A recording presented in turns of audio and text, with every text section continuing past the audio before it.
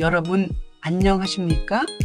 이재명 민주당 대표는 10월에 1심 판결을 앞두고 있습니다. 그의 사법 리스크에 대해서 대부분의 사람들이 부정적인 시각으로 바라보지 않습니까? 이 대표의 범죄 혐의가 소명되고 명백하게 유죄를 선고받을 것이라고 믿고 있는 것입니다. 이런 상황에 처하면 누구나 의욕이 떨어지고 일이 손에 잡히지도 않을 것인데요. 그럼에도 이재명 대표는 에너지가 넘친 듯 합니다.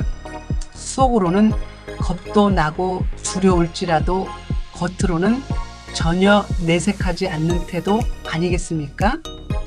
이재명 대표의 이런 심리는 대체 어디에서 비롯된 것일까요? 그는 지금 민생 행보를 강조하면서 지지율을 끌어올리려고 애를 쓰고 있는데요. 지난 2년의 대표 시절에는 민주당 내부의 결속을 도모했는데 이제 중도층의 마음을 가져오겠다는 결연한 태도라는 평가가 지배적입니다. 의료대란과 관련해 윤석열 정부는 힘으로 억압하고 밀어붙이는 정부라고 비난하고 있습니다. 상대방에게 굴복을 강요하고 있다고 비난하면서 성공해도 후유증이 클 수밖에 없을 것이라고 평가절하하고 있는데요. 이재명은 쌀값, 쇠고기값 안정책, 예체능 학원비 세액공제, 가상금리 합리화 같은 민생 관련 사안을 논의했습니다. 그는 자신의 사법적 리스크가 클수록 민생 정치의 고삐를 바짝 조이는 모양새를 취하고 있는데요. 이거야말로 구밀복권 아니겠습니까? 입으로는 달콤한 말을 하면서도 뱃속에는 칼을 숨기고 있는 것과 같은 것입니다. 그는 교묘하게 사람을 속이려고 하거나 간신배에 해당하는 것이지요. 속마음을 속이고 국민에게 다가가서 국민의 힘을 등에 업고 윤석열 정부를 치겠다는 속셈 아니겠습니까? 이렇게 간신에 무리는 결국 당나라. 현종의 눈밖에 벗어난 종친처럼 제거되고 마는 게 이치라고 하겠습니다. 지난 6일 한국갤럽의 발표를 보면 장내 정치 지도자 선호도에 이재명 대표가 26%로 1위에 올랐고 한동훈 대표가 14%로 2위에 올랐습니다. 하지만 여전히 무당층, 중도층 비율이 40%로 가장 높지 않겠습니까? 이재명 대표는 바로 자신의 사법 리스크를 숨기려고 적극적으로 민생이란 화두를 던지고 있는데요.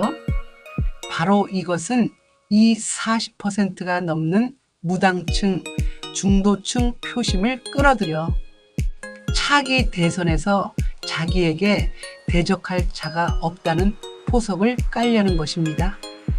이것은 엄밀하게 말하면 자신을 향한 사법부의 칼날을 은밀히 회피하려는 수단 아니겠습니까? 재판을 받고 있는 사건에 초연한 자신의 모습을 연출하는 배우의 몸짓과 흡사한 것입니다. 윤석열 정부의 독도 지우기 또는 계엄령 의혹 등은 민주당 지지층 입장에서 보면 대단히 흡입력이 있지만 중도층의 거부감이 크기 때문에 전면에 띄우지 못하고 있는데요. 민생의 선택과 집중을 함으로써 역풍을 피하려는 고단수의 태도인 것입니다. 이재명 대표는 과연 10월에 1심 판결을 넘을 수 있을까요? 7개 사건, 11개 혐의의 재판에서 10월 안에 1심 판결이 나올 가능성이 매우 크다고 하겠습니다. 만약 10월 1심 판결에서 유죄를 받더라도 대법원 판결까지는 시간이 많이 남아있기 때문에 당장 정치적 행보에 장애물이 되지는 않을지도 모릅니다.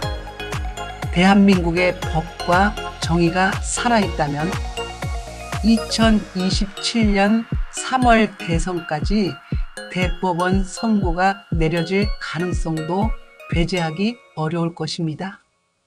1심 판결에서 무죄를 받게 되면 정치 탄압의 희생자 이미지로 고정 지지층을 넘어 중도층 지지까지 끌어들일 수 있을 것입니다.